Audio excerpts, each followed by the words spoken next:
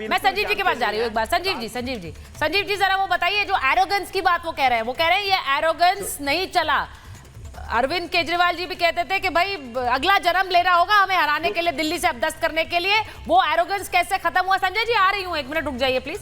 वो इसीलिए ये एरोगेंस नहीं चलेगा। अब दिल्ली में आप भले ही सीएम का फेस पूछते रहिए, सरकार तो बन गई और सीएम भी मिलेगा आपको। हाँ जी ज़्यादा बेहतर होता कि प्रेम शुक्ला जी एक बार उस व्यक्ति के बारे में भी सोच लेते, बोल लेते कि जिन्होंने अपने आप को नॉन बायोलॉजिकल बताया था और किस तरह से लोकसभा में उनकी 63 सीटें काट ली गई थी। तो अहंकार तो वहाँ भी नहीं चला। इसके बारे में भी सोचना चाहिए, पुनर्विचार करना चाहिए। तो अहंकार यदि दिखाई देता है तो केवल लोगों में ही अहंकार नहीं देखिए, अपने आप में भी अहंकार देखिए। और सुचेता, हम हारे नहीं हैं। लोकतंत्र का अपहरण किया गया है दिल्ली में, पूरे सिस्टम को अपहरण कर लिया गया है। नई दिल्ली में जिस तरह से वोटों की कटौती हुई, जिस तरह से वोटरों की कटौती हुई, 1,46,000 में से 38,000 आपने काट दिया और 8,000 ऐड कर दिया आपने, बगैर पूछे सोचे समझे।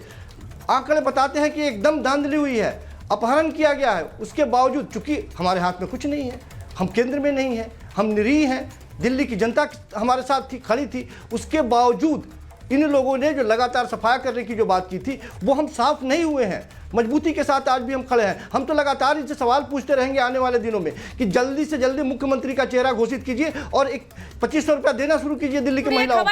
ये जो छल प्रपंच और कपट करके जिस तरह से बता देती हूँ, अरविंद केजरीवाल और आम आदमी पार्टी पर बीजेपी ने कैसे पलटवार किया है। अब क्या कहा जा रहा है, आम आदमी पार्टी नेताओं को सीएम चेहरे पर इतनी तड़प क्यों है? दिल्ली की जनता ने तो फैसला कर दिया है, ये वीरेंद्र सचदेवा कह रहे हैं, दिल्ली के बीजेपी अध्यक्ष। वो कह रहे हैं जनता के पैसे की चोरी का हिसाब तो देना पड़ेगा, चोरी का हिसाब दीजिए, सीएम की बात बाद में कीजिए, क्योंकि दिल्ली ने बीजेपी को चुन लिया है, वो अब सीएम भी दे देगी, लेकिन आप पहले अपनी चोरी का हिसाब दीजिए। ये जो तस्वीरें मैं स्क्रीन पर चला रही हूँ, रामलीला मैदान की तस्वीरें जरा रखिए।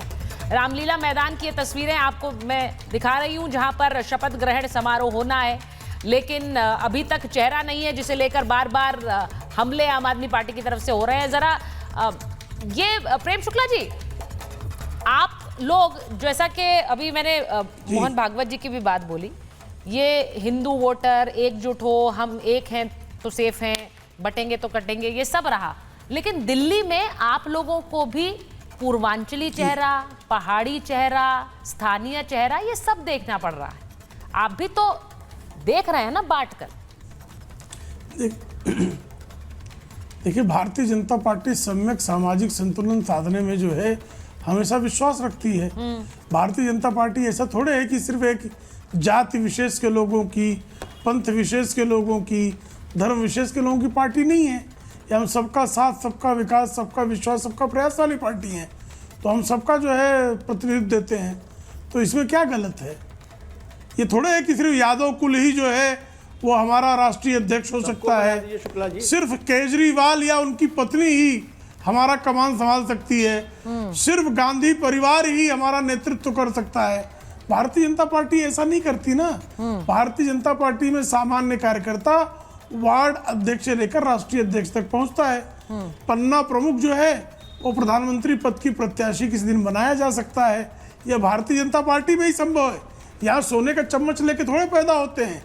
अरविंद केजरीवाल आए थे यहाँ भारत के में जो है राजनीति की शैली बदलने के लिए, और जब जेल चले गए तो अपनी पत्नी को कमान संभाल देने के लिए परेशान पाए गए। उनकी पत्नी जो है सोनिया गांधी से हाथ में हाथ, अच्छा तो आप कह रहे हैं डेमोक्रेटिक, अच्छा देखिए प्रेम शुक्ला जी कह रहे हैं डेमोक्रेटिक प्रोसेस। अजीज खान साहब, विचारधारा उनका कटाक्ष सुन लिया, आपकी पार्टी की तरफ था, उनका कटाक्ष आपकी पार्टी की तरफ था, भी था, आम आदमी पार्टी की भी तरफ था। उन्होंने कहा ये थोड़ी है कि रिजर्व्ड चेयर है, वहां पर डेमोक्रेटिक तरीके से निर्णय होगा और विधायक निर्णय करेंगे। अगर देरी हो रही है तो उसमें कोई दिक्कत है क्या? देखिए ऐसा है कि वाकई में डेमोक्रेसी है। क्या जब तक कोई भी फैसला मोदी जी या अमित शाह जी नहीं करेंगे, इनके पार्टी में कोई फैसला हो ही नहीं सकता। ये डेमोक्रेटिक है, डेमोक्रेटिक नहीं, ये तानाशाही है। पहली बात तो ये समझिए, नाम का डेमोक्रेसी है, नाम का लोकतंत्र है। दूसरी बात, ये बार ये एक बार जरा से चेक करा लेती हूँ, कुछ गड़बड़ है, आप कुछ गड़बड़ है सर, एक मिनट ऑडियो चेक कराइए। इनके विधायक, मंत्री, इनके सांसद, सुनिए ना मेरी बात, हाँ, बोलिए। 25% लोग ऐसे हैं कि जो परिवार से लिप्त हैं। इनका बेटा, उनकी बेटी, उनके बाप है क्या, सिर्फ इनके खाने के दांत कुछ और हैं और दिखाने के दांत कुछ और हैं।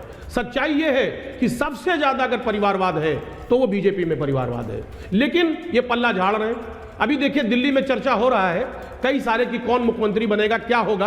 आप देखिए किसको आगे लाने की बात हो रही है, बताइए आप तमाम तरीके की बातें हैं। कुल मिलाकर के फाइनली नैरेटिव सेट करने का प्रयास। दूसरी बात, एक बात और आप बताऊं कि बीजेपी का तो अजीज भाई, कोई मुसलमान सपा का अध्यक्ष बन सकता है क्या? किसी ने भी कोई मुसलमान सपा का राष्ट्रीय अध्यक्ष बन सकता है? कैसे भी मिले। कोई गैर यादव सपा का राष्ट्रीय अध्यक्ष बन सकता है? देश का विकास हो या देश का विकास ना हो, हिंदू मुसलमान के नाम पे हो, किन्हीं भी परिस्थितियों में, करके बताइए ना, आज तक कोई गैर यादव जो है सपा का बीजेपी का मकसद है, इसके अलावा कोई मकसद नहीं है। आज तक कोई गैर यादव सपा का राष्ट्रीय अध्यक्ष क्यों नहीं बन पाया? एक छोटा सा सवाल है मित्र। अरे प्रेम शुक्ला जी, आप राष्ट्रीय अध्यक्ष जी क्यों नहीं बने? आप बीजेपी के राष्ट्रीय अध्यक्ष क्यों नहीं बन पा रहे? 3 दशकों की पार्टी हो गई। तो क्या मोदी जी के बहुत नजदीक नहीं है? 32 वर्षों बताइए ना, गैर यादव इसलिए आप सपा का अध्यक्ष क्यों नहीं बना? मुझे एक देखिए, मैं कह रहा हूँ हमारे यहाँ तो कोई भी बन सकता है भाई। अच्छा ठीक है, मैं संजीव जी के पास अगला राष्ट्रीय अध्यक्ष होगा पता नहीं सकते। आपके यहाँ तो अखिलेश जी का ही परिवार पे होगा। Let me go to Sanjeev Kaushik ji. Sanjeev ji, उन्होंने आप पर भी हमला किया है, उन्होंने समाजवादी पार्टी पर भी हमला किया है। मेरा सीधा सवाल यही है कि जब बार बार हमला आपके ऊपर ये होता है कि आप पहले विपक्ष का फेस तय कर लीजिए। सीएम फेस तो कोई भी होगा, वो एक तरह से बीजेपी का रिप्रेजेंटेटिव होगा। लड़ाई आप उनके यहाँ दिखाना चाहते हैं, लड़ाई एक्चुअल आपके यहाँ हो रही है कि कौन होगा विपक्ष का चेहरा। आप केजरीवाल जी हैं, आतिशी हैं, कौन है? सुचारता इतना वरिष्ठ होके भी आप चाहती हैं कि पहले विपक्ष का चेहरा क्लियर कर दिया जाए? पूछ रहे हैं, मैं नहीं पूछ रही हूं। है या भारतीय जनता पार्टी को सरकार चलाना है? भारतीय जनता पार्टी को तय करना है मुख्यमंत्री। जो एक योग्य व्यक्ति, भारतीय जनता पार्टी एक योग्य पुरुष नहीं ढूंढ पा रही है अपने 48 विधायकों में, एक योग्य व्यक्ति नहीं ढूंढ पा रही है जिसको कुर्सी पर बैठा दे। कैसे इंटरव्यू करना है, क्या क्या करना है? कोई गालीबाज है, कोई पैसे वाला है, कोई दबंग है, कोई वोट लूटने वाला है, सारे गुण सर्वगुण संपन्न देखना है ना। तो वो एक व्यक्ति को नहीं चुन पा रही है। अब हमसे पूछ रही है कि विपक्ष में कौन चेहरा होगा? विपक्ष का चेहरा होगा, चिंता नहीं कीजिए, विपक्ष का चेहरा मजबूत होगा और इस बार छोड़ने वाले नहीं हैं। एक भी वादे से इनको पलटने नहीं देंगे। जिन वादों पर दिल्ली के जनता को इन लोगों ने धोखा दिया है, दिल्ली की जनता को ऐसे हम नहीं छोड़ने वाले हैं इन लोगों के। ठीक है, मैं एक बार हर्षवर्धन जी से सारे एक वादे पर इनसे हम जवाब लेंगे और वो पूरा करवाएंगे। मैंने शुरुआत की थी कि संघ ने एक तरह से दिल्ली में भी, दिल्ली चुनाव में जिस तरह की मैराथन बैठकें की, जिस तरह से काडर ने काम किया, आपको लग रहा है उसी तरह का मंथन अगर बंगाल में शुरू कर दिया है? क्योंकि भागवत जी के बयान से ऐसा ही लग रहा है, वहां पर खेल पलट सकता है। इस बार 2026 निर्णायक हो सकता है। ठीक है सुचेता जी, सबसे पहले तो ये कि प्रचंड बहुमत की दिल्ली में भाजपा की सरकार है। आम आदमी पार्टी के दोगुने से ज्यादा लोग हैं। तो संजीव जी को मित्र हैं, उनको ध्यान में रहे। प्रचंड बहुमत क्या होता है? मेजॉरिटी तो 36 की होती है, यहाँ 70 की विधानसभा है, तो 48 तो प्रचंड बहुमत ही होता है। तो खैर ध्यान में नहीं रहा होगा, वो कभी कभी हो जाता है ऐसा। लेकिन राष्ट्रीय स्वयंसेवक संघ के बारे में एक बात मैं स्पष्ट करूं, संघ राजनीति में चुनाव में वोट कितना मिलता है, कब मिलेगा, कैसे मिलेगा, उसके लिहाज से कार्य नहीं करता त्रिपाठी जी। लेकिन हाँ, जो संघ का समाज प्रबोधन है, भारतीय जनता पार्टी को लाभ होता है, क्योंकि हिंदू एकता की बात हो, राष्ट्रीय विमर्श की बात हो, राम के विमर्श की बात हो, वो विमर्श दूसरी पार्टियां उसके अपोजिट खड़ी नजर आती हैं। अब अंतर क्या है दिल्ली और बंगाल में, यह समझना जरूरी है। एक तो ये कि ममता बनर्जी ने कम्युनिस्ट शैली में ही उससे ज्यादा घनघोर तरीके से वहां अपना दखल किया। दूसरा, जो संजय सरकार जी कर रहे हैं, उस आत्मविश्वास को समझिए। दिल्ली में 13% मुस्लिम है, पश्चिम बंगाल में 30% मुसलमान हैं। हाँ। ये असली मसला है। लेकिन उसके बावजूद जो बदलाव पूरे देश में दिख रहा है, उसका असर